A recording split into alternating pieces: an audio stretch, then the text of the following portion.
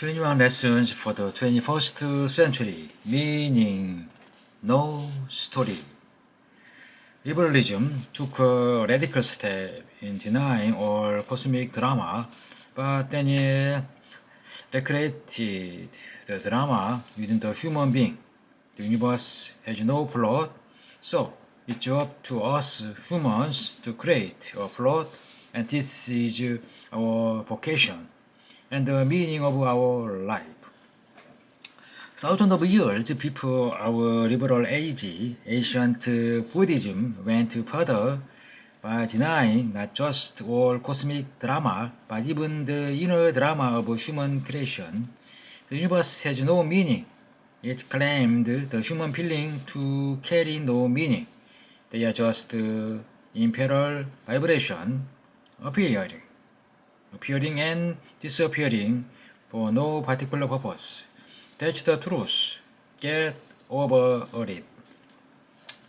As noted earlier, the Brihadaranyaka Upanishad tell us the head of the sacrificial horse is the dawn, its eye the sun. The members the seasons, its joint the mouse, and fortnight, its joint the months and fortnight, its feet the day and night, its bone the stars, and its flesh the clouds. In contrast, the Mahasatipatthana Sutta, a key Buddhist text, explains that when a human meditates, he or she observes the body carefully, noting, in this body, there are hairs of the head, hairs of the skin, nail, teeth, skin, flesh, sinew, bone, marrow, kidney, heart, saliva, nasal mucus, synovial fluid, and urine. Thus he dwells, observing body. Now his understanding is established. This is body. The hairs, bones, and urine stand for nothing else. They are just what they are.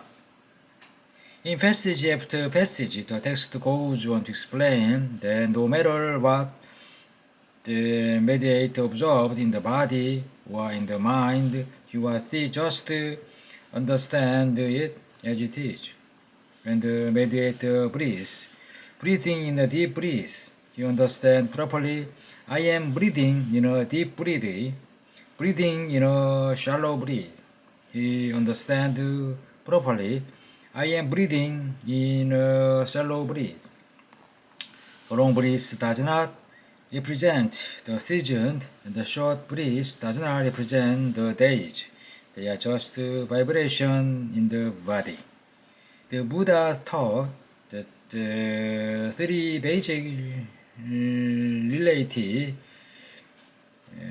realities of the universe are that everything is constantly changing, nothing has any enduring essence, and nothing completely satisfying. You can explore the further reaches of the galaxy of your body or your mind, but you will never encounter something that does not change, that has an eternal essence, and that completely satisfies you. Suffering emerges because people fail to appreciate this. They believe that there are some eternal essence somewhere, and if only they can find it and connect to it, they will be completely satisfied.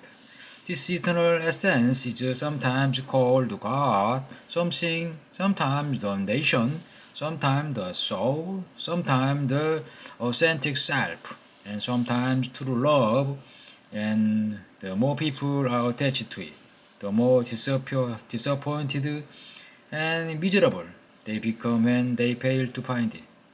Who's yet, the greater the attachment, the greater the hatred such people develop toward any person, group, or institution that seem to stand between them and their cherished goal.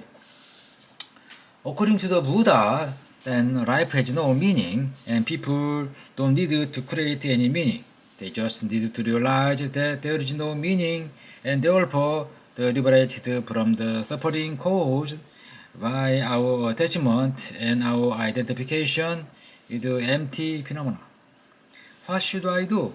Ask people, and the Buddha advised, do nothing, absolutely nothing. The whole problem is that we constantly do something, not necessarily on the physical level. We can sit immobile for hours with closed eye, and on the mental level, you are extremely busy creating stories and identities, fighting battle and winning victories. To really do nothing means that the mind also does nothing and creates nothing. Unfortunately, these two very easily turn into a heroic epic. Even as you sit with closed eye and observe the breath coming in and out of the nostril, you might well start constructing stories about it. My breath is a bit forced, and if I breathe more calmly, I'll become healthier. Or if I just keep observing my breath and do nothing, I'll become enlightened and be the wisest and happiest person in the world. Then the epic starts expanding and people embark on a quest not just to liberate themselves from their own attachment, but also to convince others to do so. Having accepted that life has no meaning, I find meaning in explaining these truths to others, arguing with the unbeliever, giving lecture to the skeptics, donating money to build monasteries, and so on. No story can all too easily become just another story. The story of Buddhism provides a thousand examples of how people who believe in the transient and the emptiness of all phenomena and in the importance of having no attachment can squabble and fight over the government of a country or the possession of a building or even the meaning of a word.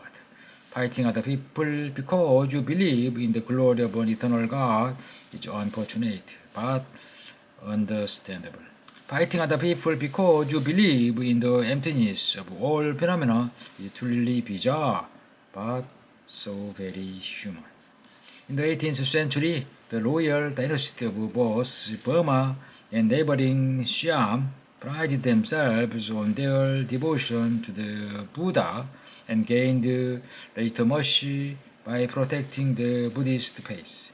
The king endows monasteries, built pagodas, and listened every week to learn the monk who preach eloquent sermon on the five basic moral commitment of every human being to abstain from killing, stealing, sexual abuse, deception, and intoxication.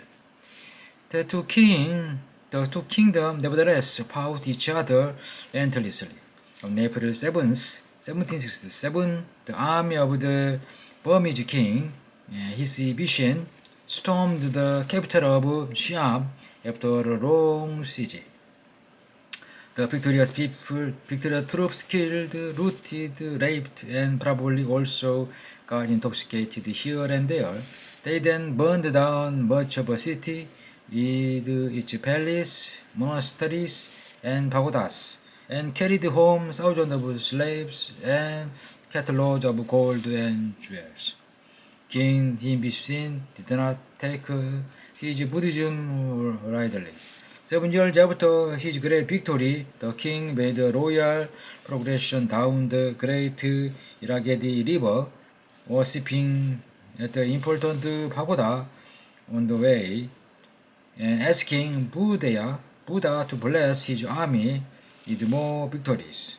When Hindibishan reached Rangoon, he rebuilt and expanded the more sacred structure in all of Burma. the Sweldagon pagoda. He then gilded the enlarged edifice with his own way in gold, erected a gold spire on top of the pagoda, and studded it with precious gems.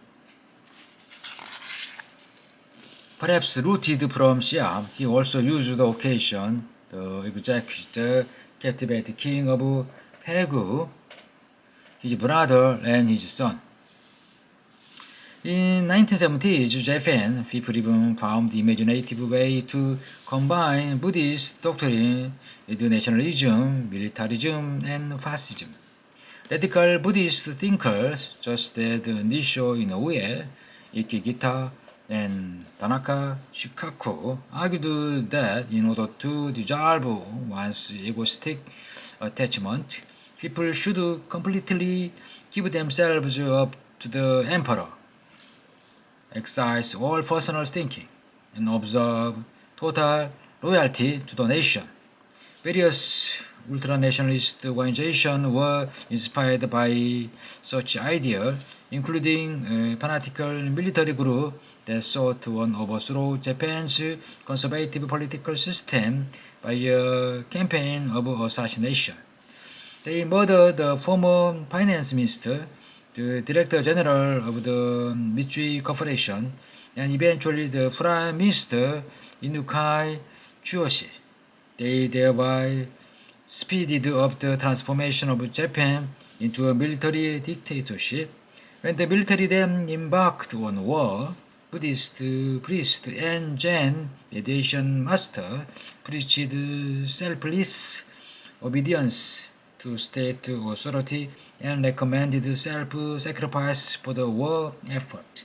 In contrast, Buddhist teaching on compassion and non-violence was somehow forgotten and had no perceptible influence on the behavior of Japanese troops in Nanjing, Manila, or Seoul.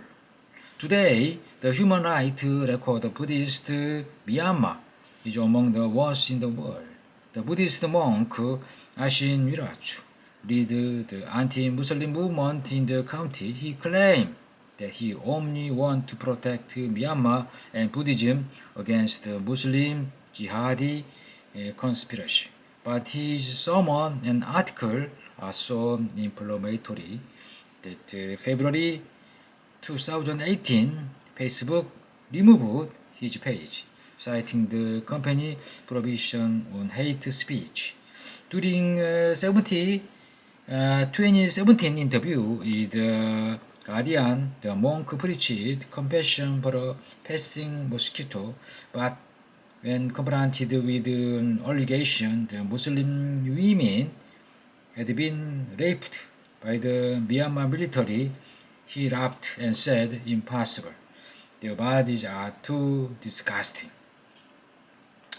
There is very little chance the world peace and global harmony will arrive once 7 billion human beings start meditating regularly.